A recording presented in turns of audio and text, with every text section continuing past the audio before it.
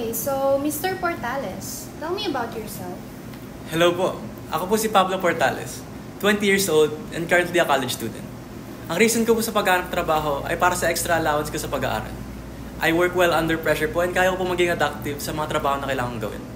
Dedicated din ako and kaya ko ma-fulfill ang trabaho na ito kung mapipili nyo. Okay, so what motivates you? Siguro po, yung hindi pagiging pabigat sa tiyahin ko. Mabait naman po siya, pero kasi siya na po nagpapaaral sa akin, tsaka karga niya po yung kuya ko na may sakit. Kaya masisigurado ko po na kaya kong gawin ang trabaho na maayos. Ayun lang po. Okay, so tatawagan ka na lang namin. Thank you.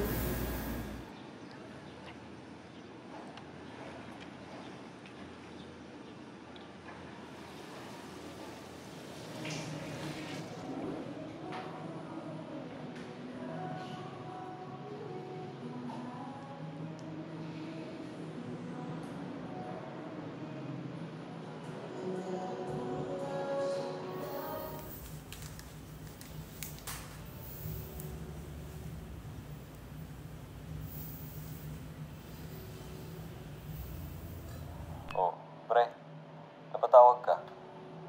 Kamusta yung interview? Ayun, ligwa ka tao. Pare-pare sinasabi nila sa akin eh. Tatawagan na lang daw nila ako. Hindi ko nga alam kung anong sinasabi kong mali eh. Kung minamalas nga naman. Pre, ganun talaga. Wala naman talaga madali, di ba? Kung tutusin nga, mga bagong graduate nahirapan pa din maghanap ng trabaho. Ikaw pa kayang nag-aaral. Sa bagay. Ba't kasi dyan mo pa naisipang mag-aaral, ang layo-layo mo tuloy sa pamilya mo. Miss na miss ka na rin siguro ng kuya mo, no? Kasi tuwing natadaan ako sa bahay niyo, kinakawalan ako lagi. Tinatanong kung kamusta ka na raw, kung nakapag-usap na ba tayo. Uy, huwag mo pala sabihin na naghahanap akong trabaho ah. Mag-aalala yun sa akin. Ikaw ang dapat mag-alala sa kanya. Nakikita ko, parang hinang-hina na talaga siya eh. Ang bilis ng panahon, ano? Nung bata pa tayo, malakas-lakas pa ni Kuya Josh. Nag-aalala ako malamang. Kaya nga naghahanap trabaho eh. Ako na lang sana tutusta sa sarili ko. Binibigay sa akin siyang dagdag na lang sana sa pampagamot kay kuya. Ano, pansin ko kanina pa pupuntong hininga. Galing ka pa uuwi nang mapag-unwind ka naman. Malapit na rin birthday ni Jordan. Nagaya ng kain ni Graysons. Huwag ka muna pa stress dyan. Kung pwede lang talaga eh, pero salamat. Dami ko pang activities na habulin. Sus, kumopya na lang sa mga klase mo dyan. Mahirapan pa sarili mo eh. Huwag mo igaya sa'yo. Pinaka-estudyante ah. Tinuturuan ka na nga ng master trick. Ayaw mo pa. Ay, teka pre. Tumatawag na pala GF ko. Good luck dyan ah. Ay, sige pre. Salamat ah. Lo, salamat daw. Uwi ka na. Magtatampo si Jordan yan eh. Gaya pre. Ingat kayo dyan. Sige na pre. Ingat.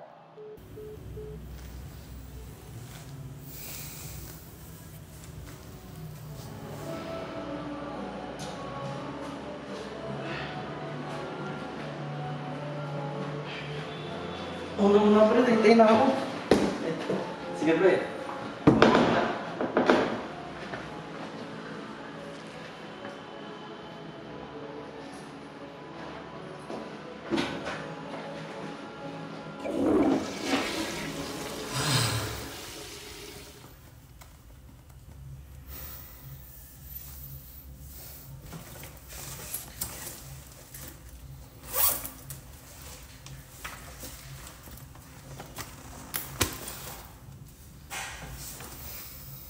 Hello po.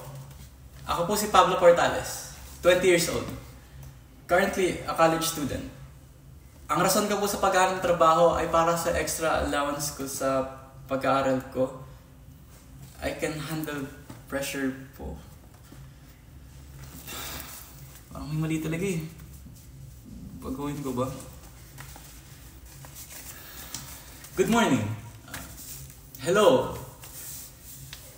Good day. I am Pablo Portales, 20 years old, I was born in San Juan City. I currently live here.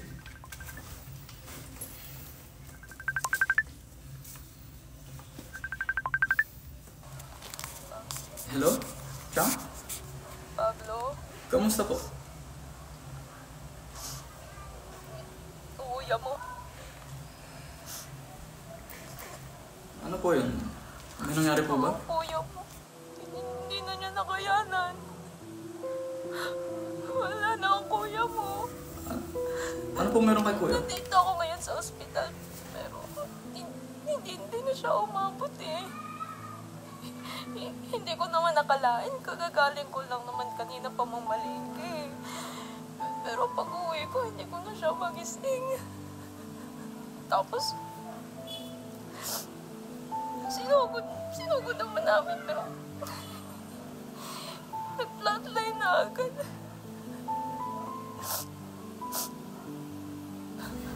Wala na po si kuya? Teka lang naman. Pasensya na.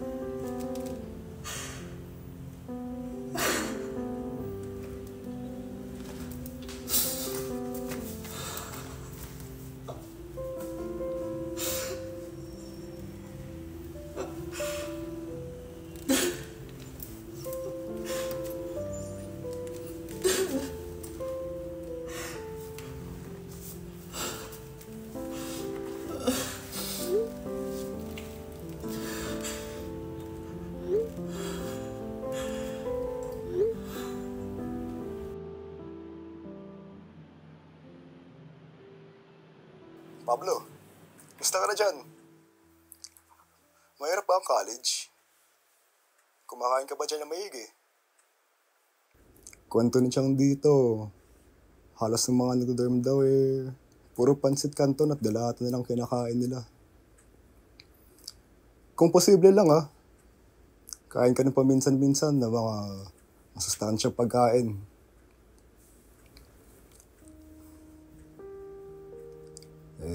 Nako, kahit na mas malakas ka, kailangan mo pa rin alagaan ang sarili mo. Baka hindi ka na nakakatulog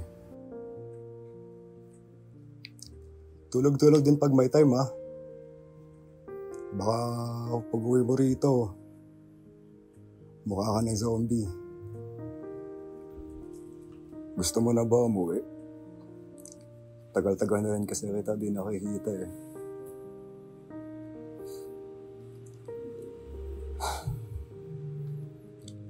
Okay naman kami rito. Si Chang, ganun pa rin. Mabunganga pa rin. Pero mas mainam naman na ganun Kung hindi, baka mas kailan ako ng kalungkutan.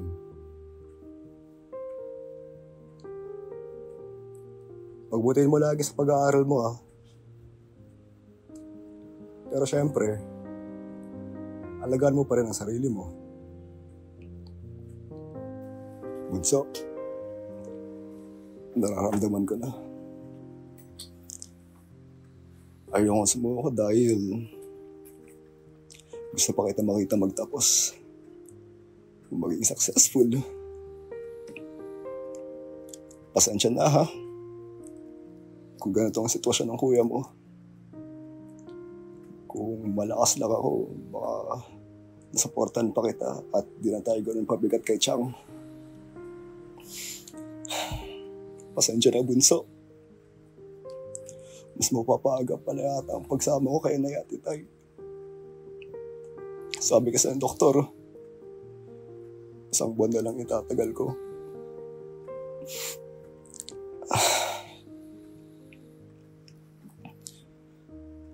Sorry Sorry ngayon mo lang ito malalaman. Ayaw ko lang ma-stress ka pa dahil sa akin. Mapagbiro talaga ang panahon, no? Pero huwag kang mag-alala. Sa ating dalawa, ikaw ang may kinabukasan. Ikaw ang malakas. Bata ka pa, Pablo. Kaya enjoy mo lahat ng mga bagay. Pero syempre, mag-aaral ka pa rin ng mabuti. Palibutin mo yung sarili mo ng mga mabubuting kaibigan na nagbibigay ng magandang impluwensya sa'yo. Ituloy mo pangarap mo kahit na wala na ako. Para rin sa'yo yan at para sa ikakasaya ko. Ikaw lang naman nagbibigay ng lakas sa akin para mabuhay, bunso. Kaya, laban lang. Kung ngayong napapanood mo na ito at wala na ako, huwag ka na malungkot. Tandaan mo, kahit wala na ako, hindi mawawala ang lakas ng loob mo. Yan ang sandata mo para makipagsapalaran sa mundo. Yan ang pabawan ko sa'yo, bunso. Mahal ka ng kuya mo.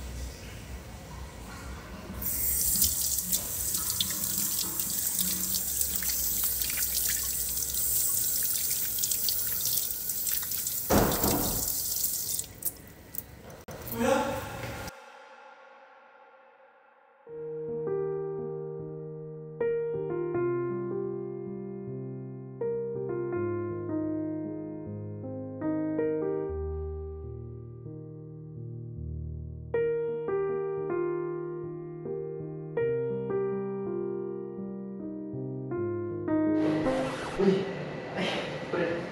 Sorry po. Condolence, pre.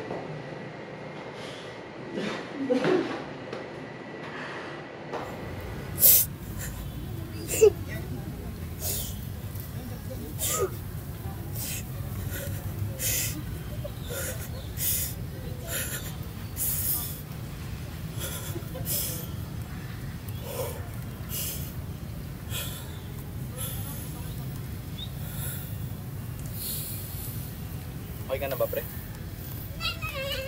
Oo, pre. Salamat, ah.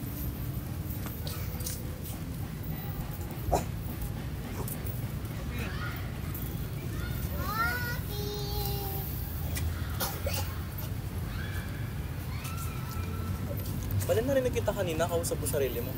Taga saan man ka? Anong ginagawa mo dito sa Cavite? Nakakaya naman po, pero opo. Sa dami po kasi nang in-applyan ko ng kolehiyo, sa TUP lang ako natanggap. Napaloy tuloy ako kila Chang. Pero, binibigyan naman niya ako ng pang-dorm tsaka pang-baon. Kaya nga naghanap trabaho para di ako ganong pabigat sa kanila. Ang hirap naman pala ng sitwasyon mo, no? Di bale, tulungan kita. Kontakin mo na lang ako. Recommend kita sa kakilala ko.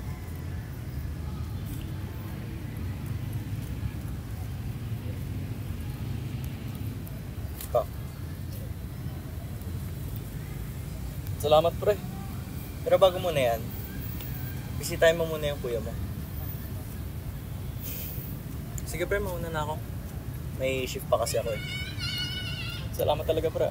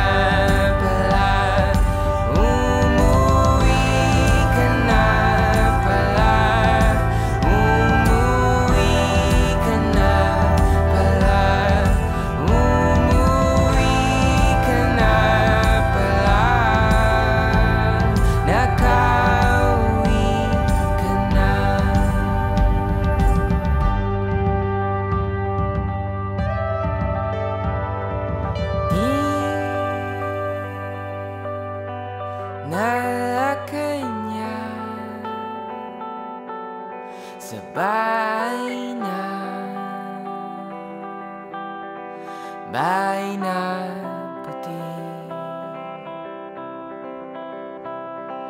Kung saan makakapahinga ang iyong mga damdamin,